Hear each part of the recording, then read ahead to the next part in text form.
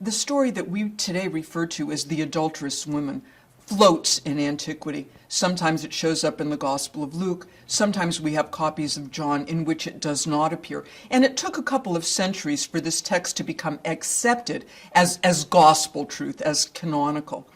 In terms of the story itself, I think it raises more problems than it resolves. Even to ask Jesus the question, what do we do with this woman, already says, wait a minute, if the law says you should stone her, then you stone her. The very fact that they can raise the question suggests that they're not stoning women in the first century for adultery. The second question that I have is, where's the lover? It usually takes 2, sometimes 3, to commit adultery.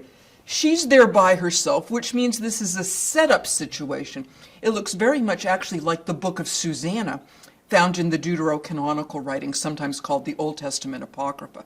So the scene is an illegal trial to begin with. In terms of the woman herself, what people fail to ask usually is, what happens to her at the end? Jesus never says, I forgive you. It's not about forgiveness. But she's simply left saying, you're not condemned. But now what does she do? She's guilty of adultery. Can she go back to her husband? Where's he? How does she fit back within the community? What happens if you're actually guilty and she seems to be guilty when you're called on it and the community knows?